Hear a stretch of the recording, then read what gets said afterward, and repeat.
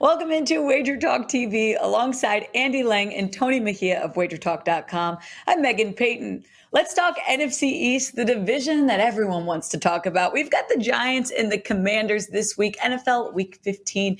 This is our Sunday night football game, and this is probably the game with the most playoff implications. Commanders are a 4-point favorite. The total's at 40.5.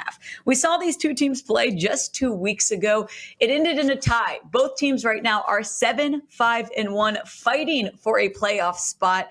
The Giants, to me, if they're going to win this game, they've got to get a run game going. I keep saying this. We've got to see more out of Saquon Barkley. We've got to see more out of Daniel Jones on the ground. They're going to be going up against a Commanders team that, offensively speaking, is pretty similar, but defensively, they're top 10. Giants, bottom 10.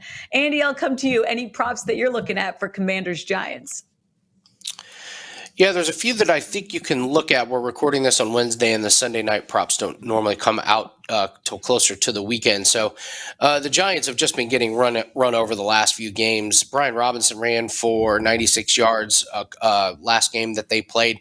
So I think you can potentially look at some of the rushing props. Where I will be focusing my attention is going to be Terry McLaurin. I'll be interested to see what this number is. If it's 65 or lower, I'm going to be taking the over on Terry McLaurin. He's averaging over 15 yards a catch this year, and he just loves playing the Giants, and he loves playing this division. He's had 4 games over 100 yards receiving this season. 3 of them were divisional games. 1 was against the Giants, 2 were against the Eagles, and against the Giants, in his career, he's averaged 7.3 catches for 97 yards. He had 8 catches for 105 yards last game against the Giants. For whatever reason, it's just a really, really good matchup, and this isn't that small of a sample size. So, as always, check the weather. As of now, the weather looks like it should be okay and shouldn't be that much of a hindrance in the passing game. But Terry McLaurin, in a divisional game, especially against the Giants, a team that he has had a lot of success in, that is going to be the prop I'm going to be looking at. So wait for Terry McLaurin and take his over. The Giants got absolutely destroyed last week against Philly. Meanwhile, the Commanders were resting on their bye week, who they previously played New York the week prior. We don't normally see that in scheduling, but to me, just that alone gives the Commanders a little bit of an edge, that for the last 2 weeks, they've got to focus solely on the Giants. Tony, what are you thinking for Giants Commanders? Yeah, I agree with you. Huge edge for the Commanders, Megan. And the fact that they're rested now gets them Chase Young back on the field for the first time in a year. He's going to be finally good to go. And I was on the Giants in the December 4th game, plus 2.5. And that was exciting, actually, to see the game end in a tie for personal reasons. But and normally we would not, especially it speaks to how strange this season has been, that we get Commanders Giants flexed to a Sunday night and actually like the matchup, because it should be fun December football. Andy referenced the weather. It's going to get into the high 20s and feel like it's in the teens, but no snow. So it's just going to be a cold, who wants it more football game.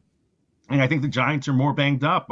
Jihad Ward, the outside linebacker, should clear concussion protocol. Adoree Jackson isn't practicing, and safety Xavier McKinney won't play. So that probably helps McLaurin, and the Washington passing game as well. Again, I was on New York a couple of weeks ago. I'm going to be on Washington here. But I do like a prop with Daniel Bellinger, the Giants tight end. He kind of developed into a favorite target for the Giants before getting injured. Since coming back, he actually had 5 receptions for 24 yards in his first game back against Washington. He had 3 catches last week against the Eagles, and I think he'll top his receiving prop, probably be about 3.5, maybe even 2.5. So Bellinger as far as a prop, and I think I'm going to lean towards the Commanders, not getting a split because they tied the first game, but getting the actual result to put the Giants behind a really tough spot as we come down to the final few games of the stretch run. I'm with you, Tony. I had New York a couple weeks ago as well, but I'm leaning towards Washington here. Both teams 7-5-1. If the playoffs were today, every team from the NFC East would be in the playoffs.